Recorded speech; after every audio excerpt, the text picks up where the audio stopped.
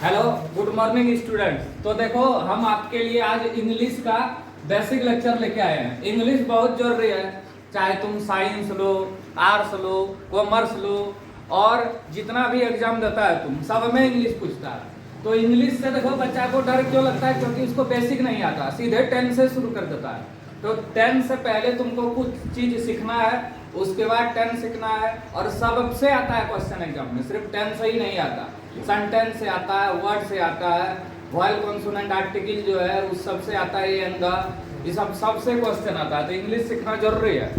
तो जो गांव का बच्चा है या फिर जो मेरे पास पढ़ता था वो आ सकते हैं कोचिंग, और जो नहीं आ सकते वो वीडियो देख सकते हैं। तो ठीक है, तो चलो देखो शुरू करते हैं। ये बहुत इंपॉर्टेंट है, इसमें ट्रिक भी रहेगा, और वीडियो हुआ नहीं, 1 नंबर से वीडियो चलते रहेगा डेली। तो चलो देखो इधर, पहले है अंग्रेजी की शुरुआत। हम लोग इंग्लिश की शुरुआत बचपन से करते हैं, ABCD से, करते हैं कि नहीं?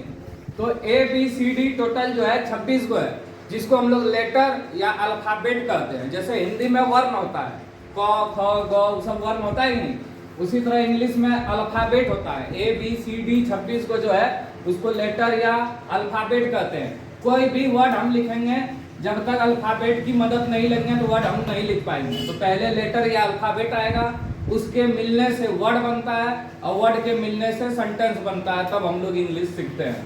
तो सबसे पहले देखो, लेटर जो है सबसे छोटी इकाई है इंग्लिश की। इंग्लिश लैंग्वेज की सबसे छोटी इकाई वर्ड है, और लेटर है, जिसकी सहायता से हम लोग वर्ड को लिखते हैं। मतलब लेटर के मिलने से वर्ड बनता है। जैसे काव है तो C एक लेटर हुआ, O एक लेटर हुआ, W एक लेटर हुआ, तीनों मिलके वर्ड बनाता है।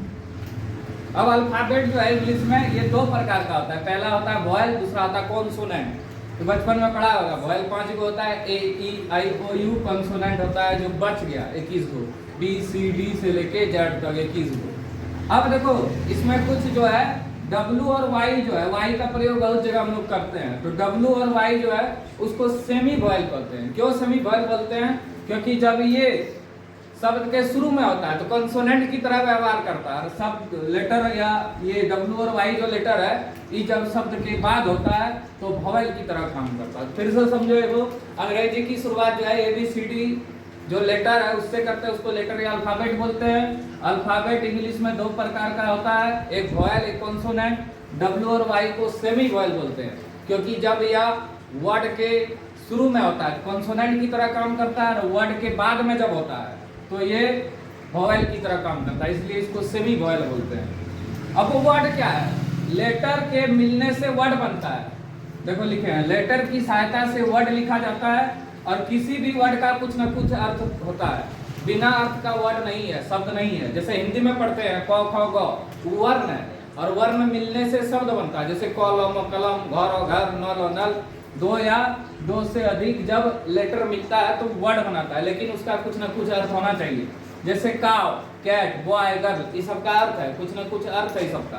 तो ये हो गया वर्ड। अब PNE लिख दिए, OCW लिख दिए, XO लिख दिए, ये सब का कोई अर्थ नहीं होता, कि ये सब वर्ड नहीं है। याद रखना, सिर्फ 2 या 3 लेटर मिलने से वर्ड नहीं बनता, उसका कुछ ना कुछ अर्थ निकलना चाहिए।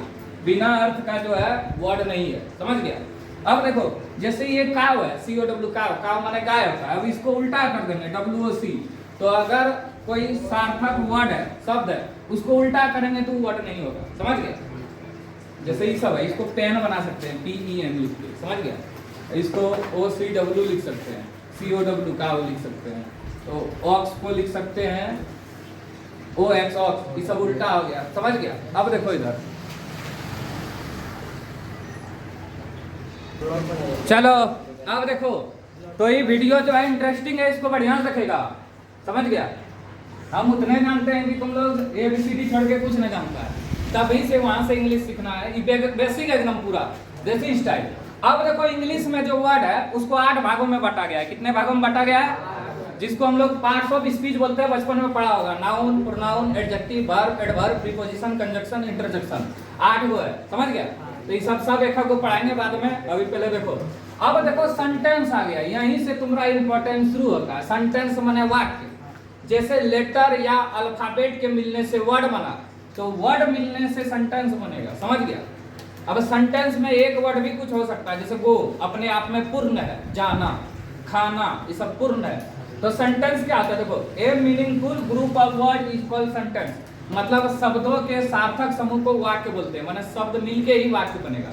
जैसे मैं एक लड़का हूँ, एक और एक शब्द है कि नहीं, लड़का है वो शब्द है, शब्द दो चार को जब मिल गया तो इसको भी वाक्य बोलते हैं। इसमें भी एक चीज याद रखना, नियमित अंतराल में होना चाहिए वाक्य। जैसे एम ए बॉय आई, इसको सीधा करेंगे तो आई एम ए बॉय होगा, तो सीधा होना चाहिए, उल्टा पुल्टा नहीं होना चाहिए। तो देखो जैसे गो एक वाक्य है, आई ईट ए मैंगो, मैं एक आम खाता हूँ वाक्य है। राम इट्स, राम खाता है, ये भी वाक्य है। आई गो टू स्कूल, ये भी एक वाक्य है। अब सिर्फ वाक्य नहीं समझो, वाक्य में क्या क्या रहता है ये देखो। तो वाक्य में सबसे पहले होता है सब्जेक्ट, सब बताएंगे अभी धीरे धीरे। सब्जेक्ट में होता है कर्ता, काम करने वाला। जैसे मैं खा रहा हूँ, खाने का काम कौन करता है, मैं। तो उसको सिंपल ट्रिक से याद करना, कौन वह जा रहा है, कौन जा रहा है, वह। जो आंसर आए वही सब्जेक्ट है। सब्जेक्ट कैसे पहचानेंगे, कर्ता को पूछेंगे कौन, जैसे वह खा रहा है, कौन खा रहा है, वह, तो वह हो गया तुम्हारा सब्जेक्ट। मैं हंस रहा हूँ, कौन हंस रहा है, मैं, तो मैं हो गया तुम्हारा सब्जेक्ट, समझ गया। राम स्कूल जा रहा है, कौन स्कूल जा रहा है, राम, तो राम हो गया सब्जेक्ट। सब्जेक्ट दो प्रकार का होता है, आगे पढ़ेगा, एक सिंगुलर एक प्लूरल, समझ गया, एक वचन और बहुवचन। उसके बाद आता है वर्ब, क्रिया। जन्म से लेके मरने तक तुम लोग दिन रात क्रिया पढ़ेगा। क्रिया माने काम, खाना पीना, नाचना गाना, पढ़ना, मूली छिलना, गाजर छिलना, जिंदगी भर क्रिया याद करते रहेगा तुम लोग, समझ गया। गाली देना सब क्रिया है, क्या है, पढ़ रहा है, पढ़ा रहा है, सब है क्रिया। जितना धरती में काम है, आलसी के मारे जो सो जाता है वो भी क्रिया है, उठता है तो वो भी क्रिया। खाना पीना, पढ़ना, नाचना गाना सब क्या है, क्रिया है। क्रिया माने कोई काम, गाली दे रहा है, चोरी कर रहा है, वो भी क्रिया है। अब एक आता है ऑब्जेक्ट, कर्म। अब कर्म जो है वाक्य में हो सकता है, नहीं भी हो सकता है। जैसे मैं पी रहा हूँ, कोई कर्म नहीं है, तो कर्म कैसे पता करेंगे, पूछेंगे क्या।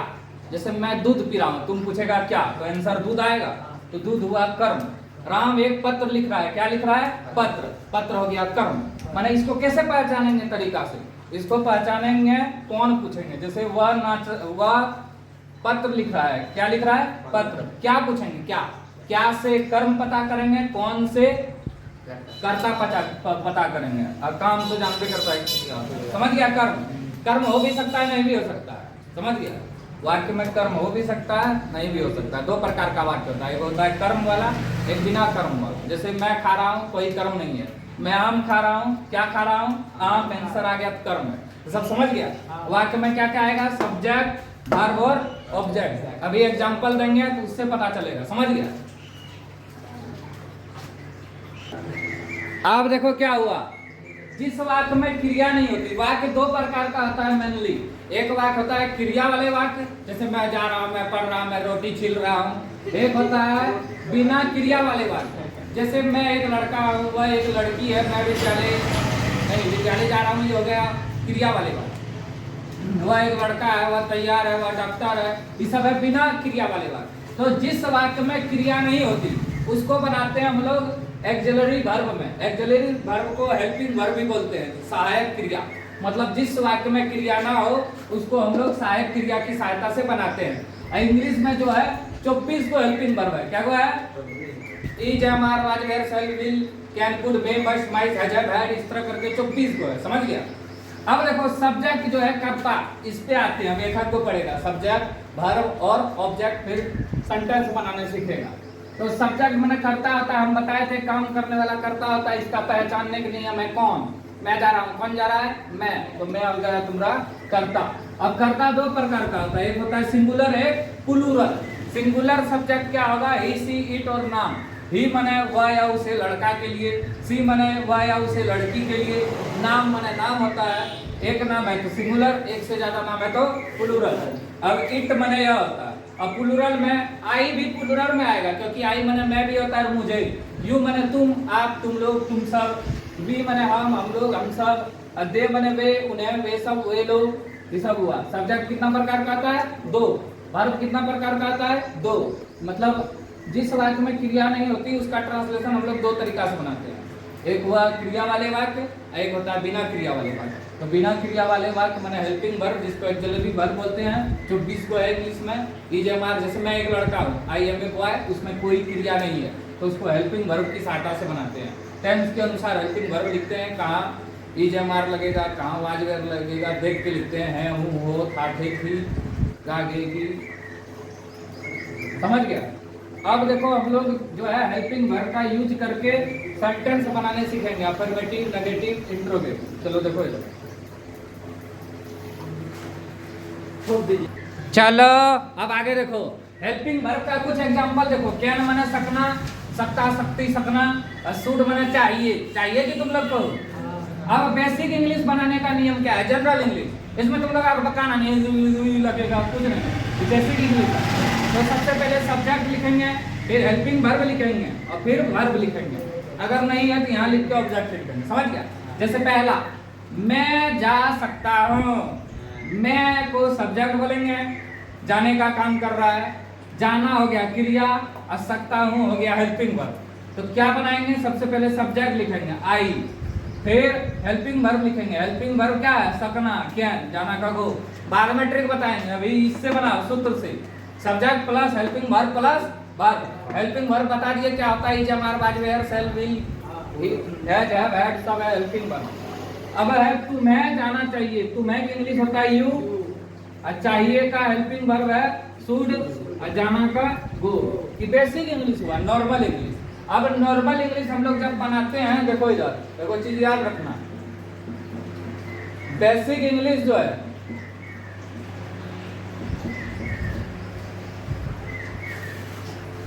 इसके नेगेटिव सेंटेंस जब आएगा,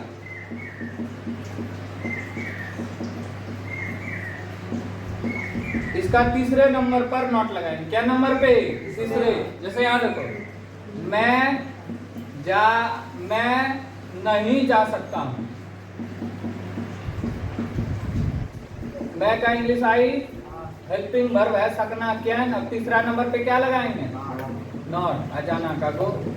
मतलब subject plus helping verb plus not plus verb. समझ गया? या वर्ब नहीं रहेगा तो ऑब्जेक्ट। समझ गया? हमेशा आंख मूंद के तीसरे नंबर पे नोट लगाना। जनरल इंग्लिश में, मैं एक लड़का नहीं हूँ, I am not a boy, वह नहीं, वह एक शिक्षक नहीं है, he is not a teacher. मरते हुए भी अपना साधन भी नहीं बोलना, नोट लगाना। तुम्हें नहीं जाना चाहिए, तुम्हें नहीं जाना चाहिए। तो तुम्हें का इंग्लिश यू होगा, हेल्पिंग वर्ब, चाहिए का शुड, और तीसरा नंबर पे क्या लगाएंगे? कभी नहीं बोलना, गो। समझ में आ गया? ये हुआ ट्रिक। तीसरा नंबर पे हमेशा क्या लगाएंगे? नॉट। ये जनरल इंग्लिश पढ़ा रहे हैं अभी। अभी इसका सब प्रकार बताएंगे, सेंटेंस, अफर्मेटिव, नेगेटिव, इंट्रोगेटिव। समझ गया?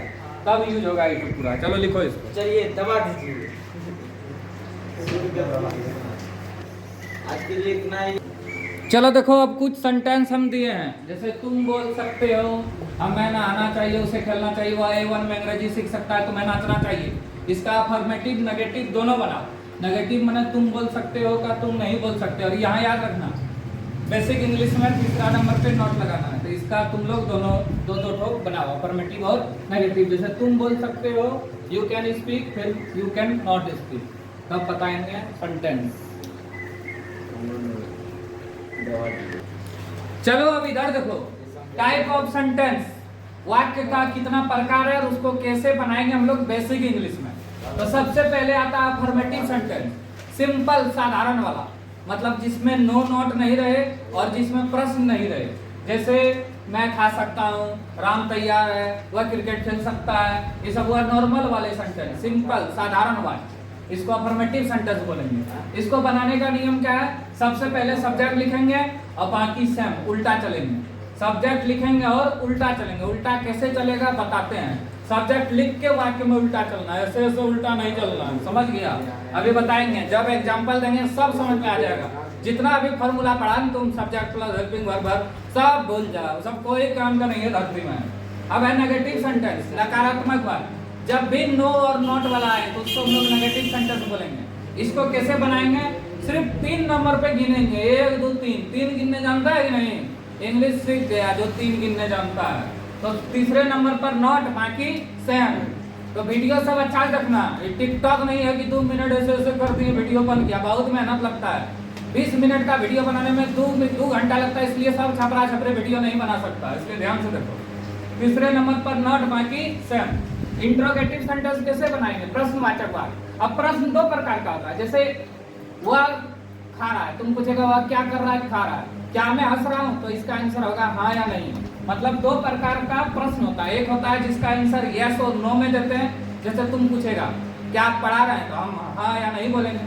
तुम पूछेगा क्या आप स्कूल जा रहे हैं, तो हाँ या नहीं बोलेगा। और एक और प्रश्न होता है जिसको WH बोलते हैं। अब तुम पूछेगा तुम क्यों पढ़ रहे हो, तो उसका आंसर डिटेल में देते हैं। तुम क्यों खा रहे हो, तो उसका आंसर डिटेल में। मतलब इंट्रोगेटिव सेंटेंस दो प्रकार का होता है। एक होता है जिसका आंसर हम लोग यस और नो में देते हैं, और एक होता है वह जिसका आंसर हम लोग डिटेल में देते हैं। जैसे क्या तुम खा रहे हो, तो हाँ या नहीं बोलेंगे। अब तुम बोलेगा तुम क्या खा रहे हो, तो उसका आंसर जो है डिटेल में देंगे।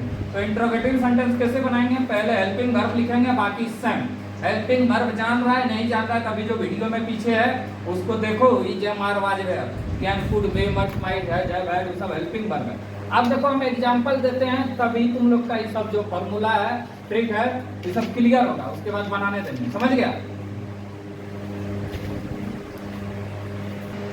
चलो अब देखो अफर्मेटिव, नेगेटिव, इंट्रोगेटिव कैसे उसको हम लोग बनाएंगे।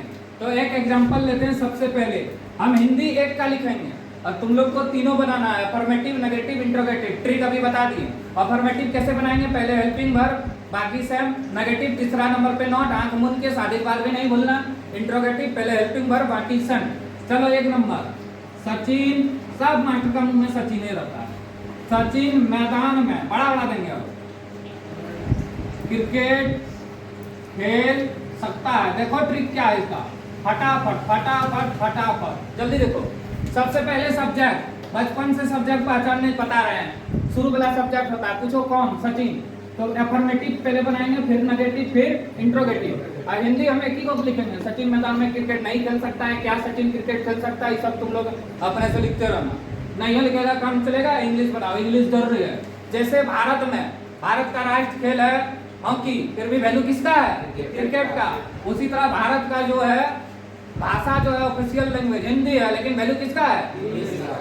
हिंदी जानेगा तो बड़ा बड़ा कंपनी में झाड़ू मारेगा, इंग्लिश जानेगा तो वहाँ बढ़िया बढ़िया काम करेगा। जितना भी मल्टीनेशनल इंटरनेशनल कंपनी है, तुम जो मोबाइल लेता है उसमें हिंदी कुछ लिखा है? छोटा सा मेड इन इंडिया लगता है फुलाने के लिए। चलो देखो सचिन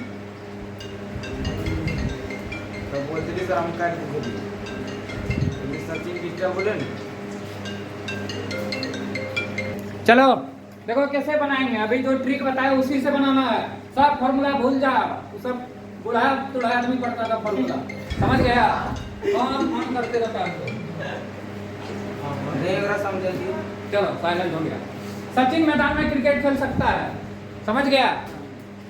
सचिन मैदान में क्रिकेट खेल सकता है। तो सबसे पहले सब्जेक्ट क्या है? सचिन। अब उल्टा चलो, सकना का क्या, खेलना का प्ले, क्रिकेट, मैदान में इंटर फील्ड, हो गया? अब सचिन मैदान में क्रिकेट नहीं खेल सकता है, तीसरा नंबर पे क्या करेंगे? आंख मूंद के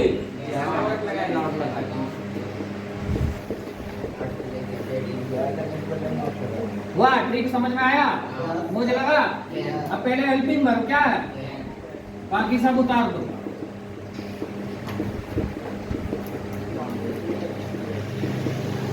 लास्ट में क्या देंगे? इसमें प्रश्नवाचक चिन्ह, हो गया? और एगो देखो बड़का सचिन ये लिखे हैं, दूसरा क्रिकेटर बंगलोर नहीं है। सचिन भारत के लिए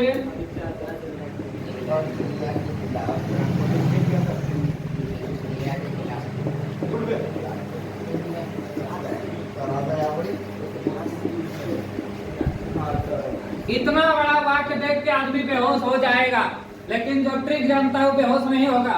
कितना बड़ा दे दो तुम, छप्पर फाड़ के हम पीछे से बनाबे करेंगे। तो सबसे पहले सचिन लिखेंगे। क्या लिखेंगे? लिखा? सचिन लिखना जानता है नहीं घर से? अब उल्टा चलो, सकना का कैन, खेलना का प्ले, क्रिकेट मैच मिक्स है कि साथ लिखेंगे क्रिकेट मैच, खिलाफ का अगेंस्ट, याद कर लेना, अगेंस्ट माने खिलाफ। ऑस्ट्रेलिया, भारत के लिए फॉर भारत के लिए इंडिया हो गया। कितना हल्का बन गया। Sachin can play cricket match against Australia for India. Negative कैसे बनाएंगे, तीसरा नंबर पे not. Sachin can not play cricket match against Australia for India. फिर can Sachin play cricket match against Australia for India. इसमें तुम कंफ्यूजन से बचा, नहीं तो नॉट कभी प्ले के बाद लगाता, कभी क्रिकेट के बाद लगाता, कभी ऑस्ट्रेलिया के बाद लगाता, तो समझ गया, कभी इंडिया तो हो गया। अब तुमको इसी तरह बनाने दे रहे हैं 8-10 को क्वेश्चन, इसको बढ़िया से बनाना है। दिक्कत पड़ जाता है। तीसरा नंबर पे नॉट लगाया, देखो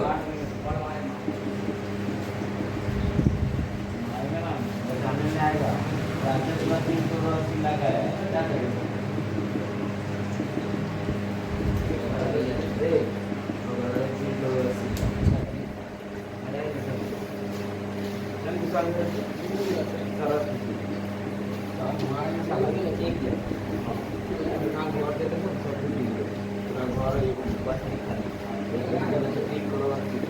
ट्रिक काम दिया कि नहीं रे, बहुत सर। मैं तो मारा जाएगा ट्रांसलेशन बनाते बनाते। देखो खाली कैन लिखे, बाकी सब उतार दिए। यहाँ तीसरा नंबर पे नॉट लगा है, बाकी सब उतार दिए। यही सब है ट्रिक, इस तरह का ट्रिक आते रहेगा।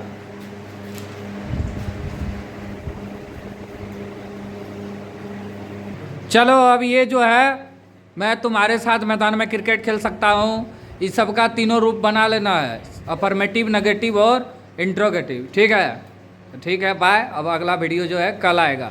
सब कोई चैनल को सब्सक्राइब कर लें और ये वीडियो जो है शेयर करें। ठीक है, थैंक यू।